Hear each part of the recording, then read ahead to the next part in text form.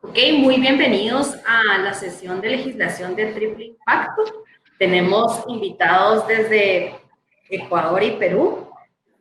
Tenemos también a nuestro hermano centroamericano de Costa Rica, José Miguel, hermano, amigo y ex compañero de trabajo. Qué gusto tenerte acá, José Miguel, y que podamos compartir este panel de legislación de triple impacto con nuestros invitados, y esperamos que este panel realmente sea para poder entender y poder aprender de estos dos países que realmente han sido pioneros.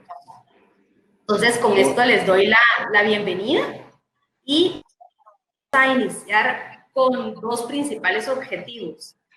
El primero, que sepamos y conozcamos de José Miguel Alfaro, que nos cuente sobre la red latinoamericana de abogados de impacto, que nos cuente cuáles son los objetivos y los proyectos que tenemos para Centroamérica. Y como segundo objetivo, en el panel vamos a tener unas preguntas que les vamos a hacer a nuestros hermanos latinoamericanos sobre la legislación de triple impacto, cómo han abordado sus países la implementación de sus proyectos de iniciativa ya como legislación en cada uno de sus países. Entonces, aprendamos de Perú y Ecuador y esperamos que esta sesión, que está siendo grabada, igual después podamos compartirla con más colegas y podamos sensibilizar en este tema para Centroamérica, que es muy importante para nuestras empresas con impacto social y ambiental.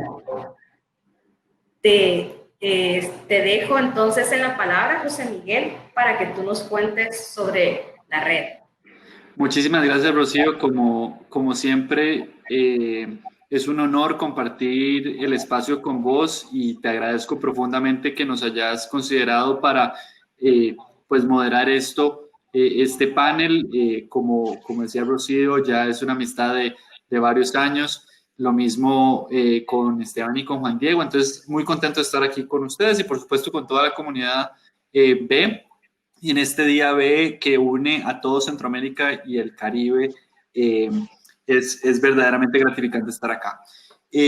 Como el centro de atención de este panel son Esteban y Juan Diego, no voy a quitarles mucho tiempo en la presentación de la Red Latinoamericana de Abogados de Impacto, de la cual los tres colegas que me acompañan en el panel somos parte. Y que pues ofrece un espacio sumamente interesante de discusión y de análisis para las personas o los profesionales en derecho que estén interesados en los temas de inversión de impacto, empresas con propósito, etc. La Red Latinoamericana de Abogados de Impacto nace hace más o menos 3 años, 3, 4 años, con otro nombre y tal vez otras prioridades iniciales, pero con el tiempo se va consolidando como el foro de discusión y de participación para todos los profesionales en derechos interesados en los temas que ya les mencioné, y con una representación muy interesante a nivel latinoamericano. Eso está a su vez reforzado con capítulos locales de cada uno de los participantes, donde esos capítulos locales, pues por supuesto, tienen sus agendas en común en cuanto a capacitaciones, eventos, formaciones, desarrollo de negocios, etc. Como Centroamérica, cada uno de nuestros países es bien chiquito unitariamente, decidimos que el capítulo fuera Centroamérica y República Dominicana y el Caribe. Entonces, la huella del sistema de América Central y Caribe calza con la huella de la Red Latinoamericana de Abogados de Impacto. La Red Latinoamericana de Abogados de Impacto tiene una serie de colaboraciones con Sistema B y con otras organizaciones de perfil global, pues que le permiten a sus afiliados precisamente estar enterado y participar de las novedades que van surgiendo en los nichos de investigación y en los nichos del derecho que nos interesan. Entonces, más que entrar a fondo a hablar de la red, es una invitación a que se unen, a que se unan, a que exploren lo que la red les puede ofrecer y que por supuesto podamos sacarle el mayor provecho a todos los colegas centroamericanos que podamos. Voy a dejar por aquí en el chat el contacto mío y de la coordinadora de la red a nivel centroamericano, Chadel Sayas, para que nos contacten para cualquier duda o consulta que tengan, y sería un gusto poder tener colegas y caras nuevas en la próxima sesión mensual que tengamos de la Red Latinoamericana de Inversión de Impacto en el capítulo América Central y Caribe. Tratando de hacer el mejor uso del tiempo, le devuelvo la palabra a Rocío para entrar ya en la sustancia del panel. Perfecto, muchas gracias, Miguel, por tu explicación sobre la red. Entonces, solo voy a presentar a nuestros colegas de Latinoamérica, de Ecuador y Perú, a Esteban Ortiz, que como ya bien lo dijiste, son parte de la red, pero más la invitación ha sido a ellos especialmente porque son agentes de acción en la legislación de triple impacto. Entonces, conozcamos de ellos y aprendamos para nuestra Centroamérica y el Caribe.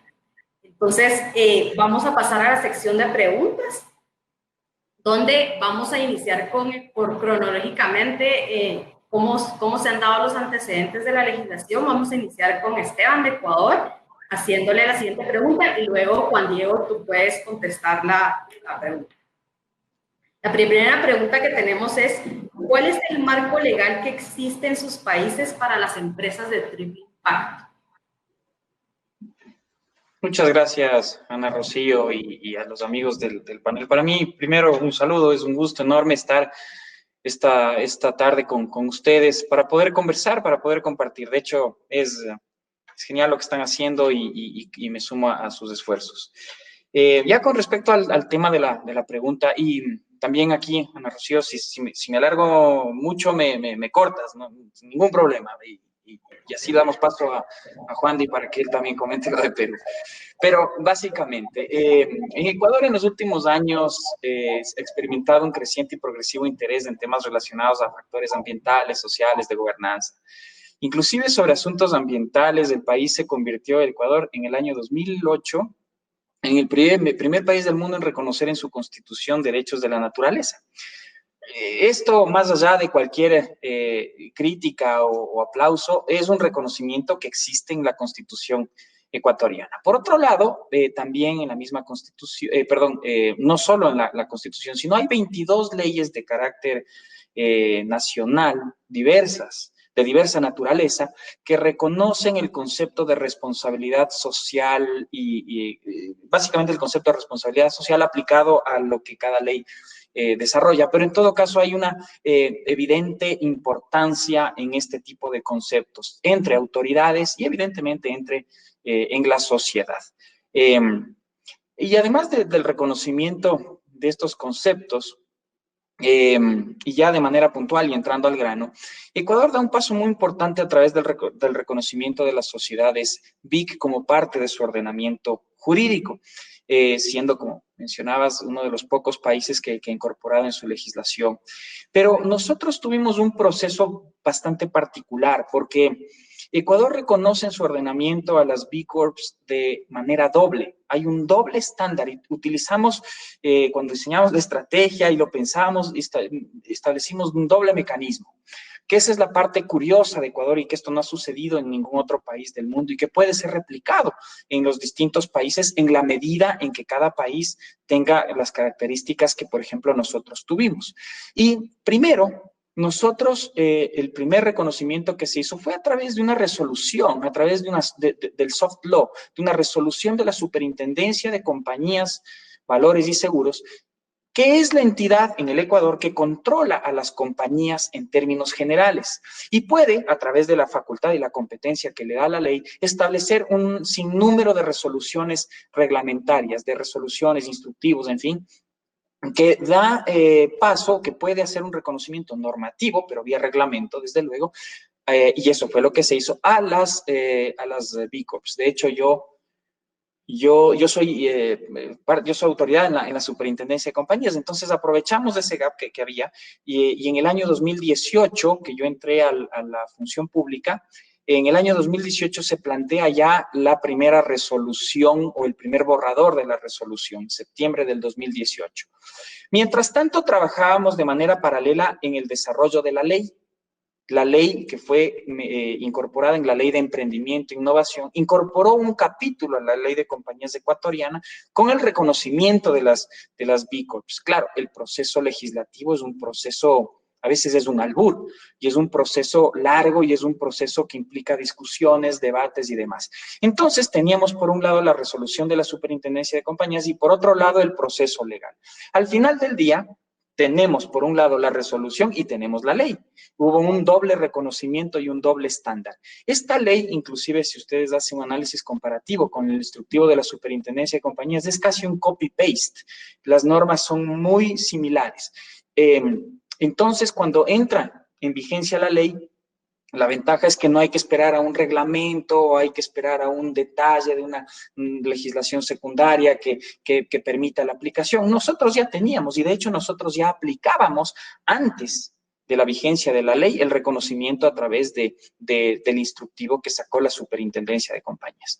Claro, esto se puede hacer en un país como Ecuador que tiene que tiene esta posibilidad. No sé en otros países cómo se pueda dar, pero nosotros al menos hicimos eso, vimos una salida y evidentemente, claro, el antecedente es todo este estándar hacia dónde iba la sociedad y logramos empatar ya con las discusiones que seguramente ahora mismo se estarán dando en Costa Rica y en otros lugares del mundo. Entonces nosotros logramos hacer esto, ha sido un caso exitoso, porque ya tenemos hasta donde si mi memoria no me falla, hasta donde yo tengo conocimiento, hay un poco menos de 100 compañías ya que se han volcado a este reconocimiento utilizando el instructivo y utilizando la ley, evidentemente, pero sobre todo ya hay un dinamismo hacia allá. Eso es lo que sucedió en Ecuador. Eso es lo que sucedió en Ecuador y nosotros, claro, no queríamos quedarnos sin ley BIC y por eso trabajamos en este doble estándar y que puede ser replicado en otros países hasta que salga la ley en todo caso, como una opción, ¿no? En todo caso, nosotros también tenemos una ley que reconoce más o menos los mismos conceptos que seguramente serán discutidos en otros lugares y en otros países. Esteban, Juan Diego, te damos la palabra. Muchísimas gracias, Ana Rocío, y un gran saludo a Esteban y a José Miguel y a todos los que nos escuchan en este Día B de Centroamérica. Soy abogado, me especializo justamente en políticas públicas para empresas con propósito social y ambiental desde el punto de vista jurídico. Actualmente soy coordinador académico del proyecto de investigación internacional sobre empresas con propósito de la Secretaría General Iberoamericana y el Programa de Naciones Unidas para el Desarrollo, que tiene como objetivo estudiar el marco jurídico de las empresas con propósito y proponer una hoja de ruta de regulación para este tipo de negocios en cuanto a su modelo jurídico, particularidades tributarias, de compra pública sostenible y de regulación o certificación. Yendo a la experiencia peruana, en la cual he tenido un rol desde el sector académico, recientemente, hace 2 semanas, el Congreso de la República aprobó el proyecto de ley de sociedades de beneficio e interés colectivo, o conocido en la región como sociedades BIC, o la ley BIC. El proyecto en el Perú tiene un origen bastante interesante que se remonta a mi tesis de licenciatura hace ya media década, y esta tesis yo tuve un acercamiento con un parlamentario, Alberto de Belaunde, en el cual trabajamos conjuntamente para que este proyecto de ley estuviera listo para ser presentado al Congreso. Entonces se inició con una labor colaborativa entre la academia y un parlamentario que continuó durante los siguientes años hasta el momento de su aprobación hace 2 semanas. La experiencia ha sido muy, muy positiva porque el proyecto que inicia en este último capítulo de mi tesis es luego compartido con diferentes académicos, abogados peruanos, abogados internacionales, y nutre el texto legislativo con apoyo de la oficina parlamentaria de Alberto de Belaunde, quien en el año 2018 lo presenta al Congreso de la República. El proyecto de ley BIC es bastante, digamos, similar en el sentido de concepto a los diferentes países de la región. Sin embargo, tiene una redacción bastante sencilla y clara en el sentido que incide en cualquier tipo societario presente en la Ley General de Sociedades y modifica 3 puntos.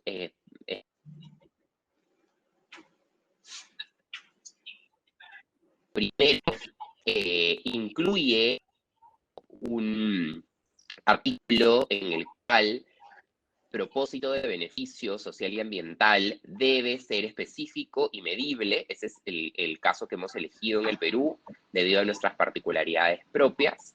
El segundo, ante la existencia de un propósito de beneficio social y ambiental, se incluyen o se elevan los deberes y las protecciones de los directores y administradores de las empresas, porque al existir un propósito de beneficio que está, digamos, en el estatuto, los accionistas se comprometen a realizar todas aquellas actividades y contemplar en todas sus decisiones tanto a la sociedad, al medio ambiente, como a los intereses económicos de la empresa, pero cumpliendo este propósito específico que resuelve un problema público desde la empresa.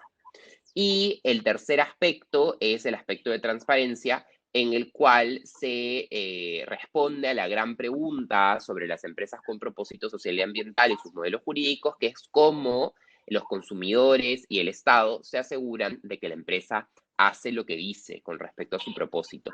En este último punto se propone un informe de gestión social del propósito social y ambiental y políticas de transparencia organizacional en la toma de decisiones, tomando, digamos, a los diferentes grupos de interés.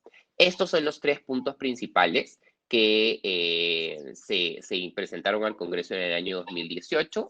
Luego, en el año 2019, tuvieron un camino legislativo interesante en 2 comisiones de un Congreso muy fragmentado, como pueden haber escuchado, que es el peruano, y tuvieron dictámenes por unanimidad en ambas comisiones de Economía y de Justicia, respectivamente. Y luego, en el año 2020, hace 2 semanas, el proyecto fue agendado para debate y fue aprobado con 110 votos. Y hoy en día se encuentra a la espera de su promulgación por el Poder Ejecutivo y luego de una reglamentación, que como mencionaba Esteban en su intervención, es ahí donde la atención de la comunidad de empresarios y emprendedores con propósito se va a fijar, en el sentido que el Estado va a tener una oportunidad importante de poder darle sentido a este texto, que lo que hace es identificar a las empresas con propósito, pero de por sí no genera ningún tipo de incentivo o direccionamiento que haga este modelo de empresa, digamos, más atractivo desde un punto de vista económico, ¿no? Porque lo que se quiere es que realmente quienes opten por este modelo sean aquellos empresarios que quieran, a través de su actividad económica, generar impactos sociales y ambientales y puedan ser reconocidos por ello.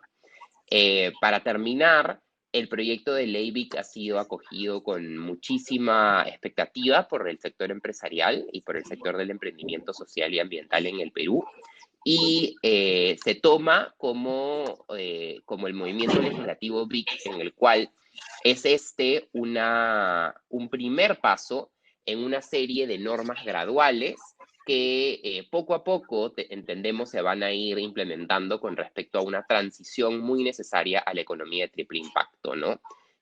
Como podemos ver en los diferentes países en los que se han tramitado normas como la ley BIC, estas normas realmente definitivamente no se pueden pasar o digamos, ser aprobadas con todo el contenido que la comunidad de empresarios con propósito quisiera, sino tiene que tener una gradualidad, lo que nos permite también entender la efectividad de las normas y qué políticas públicas pueden ser más adecuadas para cada uno de nuestros contextos, que son bastante particulares, en el caso peruano, con un alto nivel de informalidad y el riesgo de corrupción permanente, ¿no? Al cual tenemos que tener cuidado, en especial a la hora de reglamentar o exigir más requisitos para ser empresa, cuando ya somos un país que solicita muchos requisitos para ser empresa formal. Pero bueno, ese es un poco el camino en el que estamos a la espera de una promulgación que ojalá se dé pronto y de una reglamentación en la cual estamos invocando al sector público a ser bastante abierto y congregar tanto a la academia como a la sociedad civil y a la misma comunidad de empresas con propósito.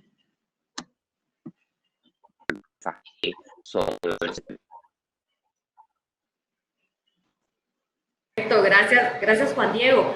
Yo estuve, bueno, solo para recapitulando un poquito a los que se unieron, estamos atendiendo no solamente de Perú y Ecuador, sino que también como antecedente está Colombia, ¿verdad? Que fue el primer país que tuvo legislación de triple impacto en Latinoamérica y que si bien, o sea, han sido los 3 países que han iniciado con esta legislación, lo que realmente nosotros queremos saber es cuáles han sido los pasos, y pueden ustedes tal vez mencionarlos, de éxito que se ha tenido en obtener esta legislación. O sea, ¿por qué creen ustedes que son pioneros como países? ¿Qué hubo en estos últimos 3 años? Que realmente, como Juan Diego nos comentaba, fue en el 2018, ¿verdad? Donde se inició este tema con el anteproyecto de su tesis. ¿Cuáles han sido los factores específicos de éxito que pueden ustedes mencionarnos en cada uno de sus países que ha generado este proceso que realmente, pues, como abogados lo consideramos un éxito, ya que se ha legislado al respecto?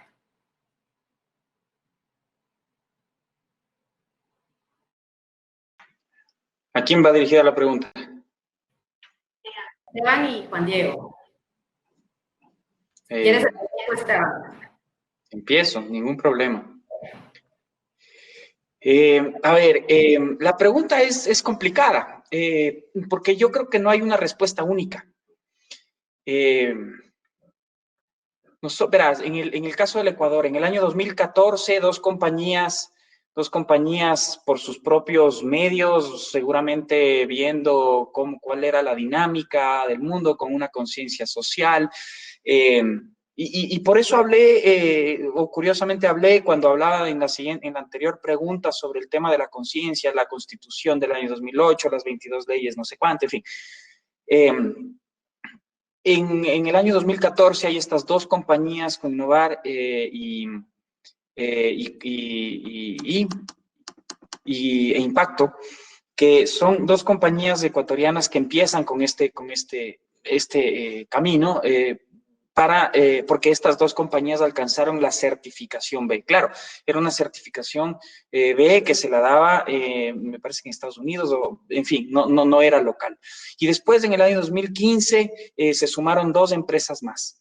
Para todo esto, ya en el 2018, claro, ya estábamos metidos, yo y otro grupo de gente también, empezamos a empujar desde distintos lugares. Y fíjate, en el 2018 ya vía superintendencia empezamos a trabajar este tipo de conceptos. Sistema B adquiere personalidad jurídica en el 2018, que es también quien empuja todo esto. Y a la larga, yo creo que todo el sistema se va consolidando, tanto actores públicos como privados, se empieza a consolidar bajo la premisa de la conciencia. Hay también una corriente mundial, el stakeholder capitalism, que viene desde Estados Unidos empujando, desde Harvard particularmente, y claro, hay la inclusión de todos estos conceptos y cómo de alguna manera las compañías empiezan a sensibilizarse. Nosotros tuvimos un fenómeno también muy particular hace un año. Hace un año hubo un levantamiento indígena en octubre del 2019 y hubo ahí una conflictividad social muy particular. Y algo que se midió, y las empresas que estaban con esto de la conciencia social y con todas estas cosas, fueron las que mejor resistieron al paro que sucedió hace un año. Insisto, fue un tema violento, se metían a las empresas, tanto rurales como urbanas, y hubo ahí un tema de conflicto muy complicado. Y curiosamente las que mejor resistieron fueron estas. Entonces, claro, todos estos elementos empiezan a dar paso a la necesidad, que también es una necesidad social que tiene el país, de generar este tipo de sensibilidad en su base, ¿no? Entonces, yo creo que eso configurado, muchos elementos han configurado el éxito del proceso y la necesidad de impulsar a través de estos reconocimientos legales a la sociedad BIC como tal en el Ecuador. Esto no quiere decir, como dije hace un momento, que una compañía no se pueda certificar bajo ciertos estándares, pero desde luego que la certificación y el reconocimiento a través de la legislación, con normas claras de qué es lo que se puede, qué es lo que no se puede, qué es lo que cómo se configura, cuáles son las normas puntuales. Eso evidentemente lo da la normativa, pero claro, tiene que estar atado y tiene que ir de la mano de la necesidad, de la sensibilidad y la necesidad del mercado como tal, para que la figura también sea exitosa, porque nosotros nos podemos inventar muchas figuras de estas, de empresa unipersonal, de cualquier cosa, es lo que sea, ¿no? Y si la gente no tiene afinidad, si no engancha con el concepto, no sirve. Pero sin duda este tipo de conceptos han calado hondo en la sociedad ecuatoriana y eso ha ayudado también muchísimo. Insisto, hay que hacer un trabajo importante en desde distintos lugares, hay que impulsar, hay que facilitar, hay que ir a la academia también, hay que explicar en qué consiste, es decir, es todo un proceso que yo creo que, insisto, ha hecho que el país cuente el Ecuador cuente con estos conceptos ya amparados en su legislación. Por eso una respuesta blanco-negro es complicado encontrarla, ¿no? Pero de todos modos, y creo que esto es una corriente, esto es una cuestión, no solo es una moda pasajera, sino es una cuestión conceptual que viene para quedarse, desde luego. Súper bien, no, Esteban, gracias. Me quedo con el tema de que tenemos que enganchar a la gente, sin duda alguna. O sea, el trabajo de sensibilización debe ser muy, muy importante. Y a Juan Diego, tal vez específicamente como un tema personal, porque, por ejemplo, Bill Clark, ¿verdad? Que es el padre de esta legislación de las Benefit Corporations en Estados Unidos hace 10 años, él mismo dice que cuando estaba trabajando en el tema no se la creía. Entonces, Juan Diego, la pregunta a ti, cambiando un poquito la pregunta que le habíamos hecho a Esteban es, ya que tú creaste, fue una iniciativa particular y propia, ¿verdad? Cuéntanos un poquito como abogado, ¿cuál fue ese mindset que tuviste? ¿Cuál fue esa sensibilidad al tema para poder surgir con esto para Perú? Sí, claro. Ana Rocío, te comento. Uno de los pilares fundamentales de el éxito de la aprobación de la ley BIC en el Perú ha sido definitivamente el gran trabajo en equipo de la academia, en este caso representada por mí, mi tesis, y no solamente el trabajo de investigación que realicé, sino todos los abogados entrevistados, asesores, profesores, universidades que tomaron, digamos, el rol activo de estudiar, validar, conversar acerca de las diferentes propuestas que en el ámbito de la investigación surgían y al ser la Ley General de Sociedades en nuestro país, en el Perú, un tema muy importante para la comunidad jurídica, en especial de los abogados especialistas en derecho corporativo societario, la idea era justamente poder tener un filtro de consenso sobre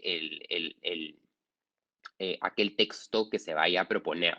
Y este equipo, ¿no? Representado por la academia, digamos, por este texto de la tesis, que tiene a todas estas personas detrás, a las cuales yo les agradezco enormemente por su tiempo, combinado con el rol de Sistema B, de poder dar las experiencias y aumentar la masa crítica. Recuerdo que en un primer momento teníamos 7 empresas B certificadas en el Perú, hoy hay más de 50 y siguen creciendo los diferentes números.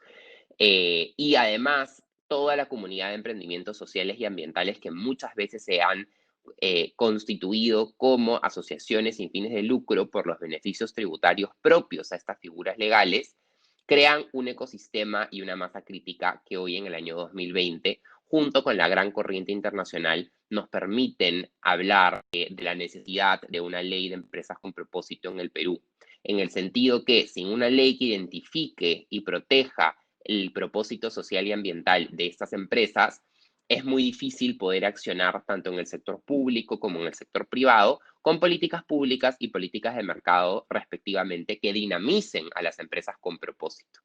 Ahí yo quisiera comentarles que un estudio publicado en el año 2019 por la Secretaría General Iberoamericana y el Instituto de Empresa IE en España revela que la inmensa mayoría, el 91% de ciudadanos iberoamericanos en este estudio, opinan que las empresas pueden y deben desempeñar un rol decisivo en la creación de un modelo económico más justo y sostenible, y que si no hacen esto, las consecuencias para la... Es el 91%. Uno de los detalles más interesantes es de que son de todo tipo de ideologías políticas, ¿no? Entonces, esto no es que un sector, digamos, está promoviendo esta economía de triple impacto, sino que yo creo que realmente en América Latina, a diferencia de en otras regiones del mundo, no hay una negación hacia los datos científicos del cambio climático, ¿no? Y queremos también ver una prosperidad social y ambiental, que justamente el rol del empresario tiene un efecto transformador. Nosotros como abogados, a través de poder diseñar leyes y políticas públicas que nos permitan hacer una transición a la economía de triple impacto, estamos sentando las bases de este rediseño o reseteo del sistema jurídico hacia el futuro, donde ya se verán, según los resultados y también el incremento de esta masa crítica y de la real efectividad de que realmente esas empresas están resolviendo problemas sociales y ambientales públicos desde el sector privado, se podrán ver una segunda fase de análisis e innovaciones legales, ¿no? Como reinterpretación del concepto de gasto en materia tributaria, inserción de las empresas con propósito con una categoría preferente en la compra pública. Esos son solo por poner ejemplos. En realidad, hay muchísimo espacio para que el sector público y también el sector privado priorice contratar con empresas con propósito social y ambiental. Y esto se puede dar en todos los niveles de gobierno, ¿no? Entonces, realmente estamos muy a la expectativa de la reglamentación que se dará aquí en el Perú para saber efectivamente qué rol le da el gobierno o el sector público a la empresa con propósito, más allá de identificarla, ¿no? Que es lo que se quiere lograr en una primera instancia con esta norma. Gracias, Juan Diego. Insisto con esta pregunta que es un tantito personal, pero me ha significado mucho porque, al menos, por ejemplo, ustedes en Latinoamérica, en Perú y en Ecuador ya están con esa legislación, pero como abogados corporativos, ¿verdad? Que tenemos ese pensamiento de una estructura jurídica ya adecuada, ¿cómo podemos cambiar eso y sensibilizar más a nuestros abogados en Centroamérica? Entonces, esa sería la tercera pregunta, como recomendación a los abogados centroamericanos para que podamos tener un proceso, como bien ustedes lo dijeron, cada país es muy particular en cuanto a sus temas de legislación, cada marco legal se irá adecuando, pero ¿qué recomendaciones nos darían a nosotros como abogados de países de Centroamérica y el Caribe para la obtención de ese marco legal, que esta sea una aplicación en forma positiva? Con Esteban primero.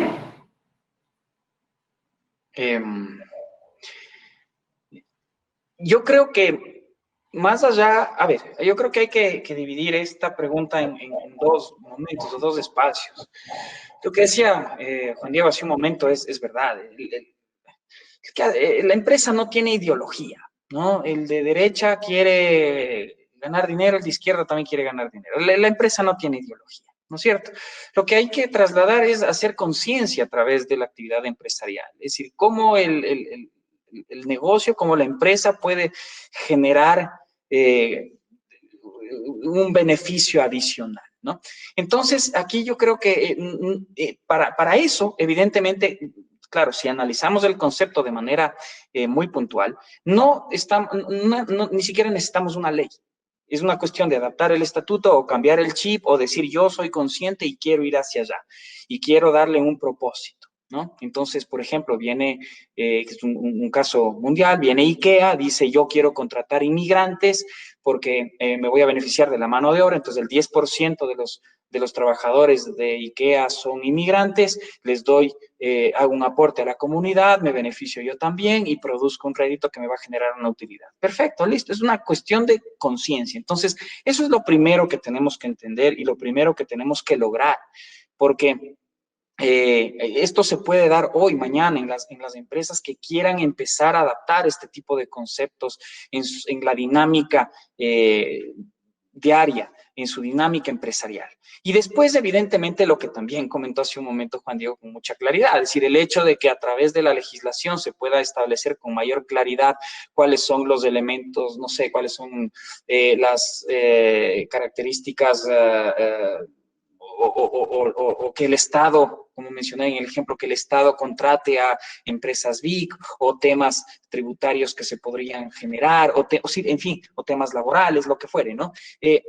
Eso ya va de la mano de un reconocimiento específico y hay que empezar a marcar el camino, evidentemente, con una legislación que reconozca. Estos son pasos y hay que ir dando de a poquito los pasos para a través de por ejemplo, estos paneles del día B en América Central y Caribe, que es básico, esto es dinamizador de este tipo de ideas y sobre todo son cosas nuevas que con una aplicación práctica que la gente tiene que empezar a conocer. Entonces, todo eso va de la mano para poder después lograr este reconocimiento legislativo, que es hacia donde todo el mundo, todos nuestros países han apuntado, y desde luego hacer a través de la legislación un cambio en la sociedad. Entonces, yo creo que hay que utilizar esos matices para poder trabajar en el cambio a todo nivel, en el cambio de chip y en los mecanismos para hacer conciencia.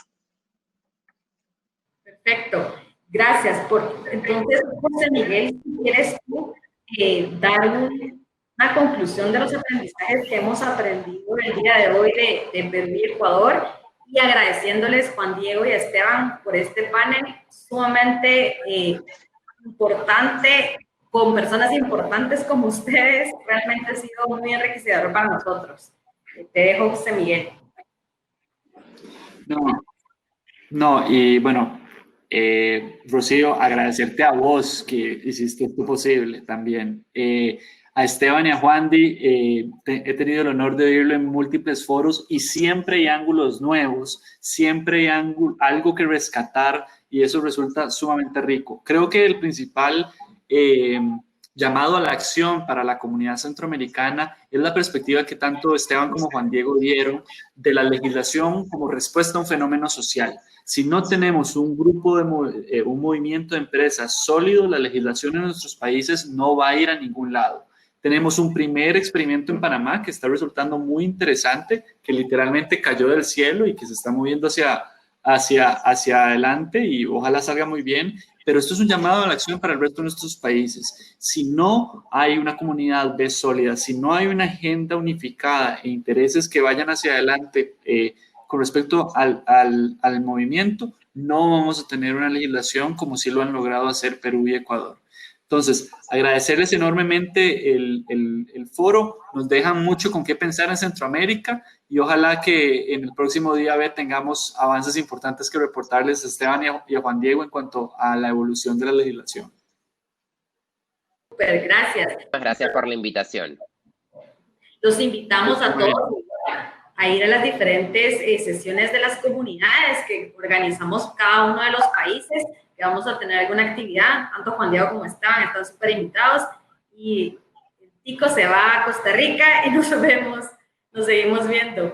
Bye. Gracias, a ustedes gracias y lo que necesiten. Hasta luego.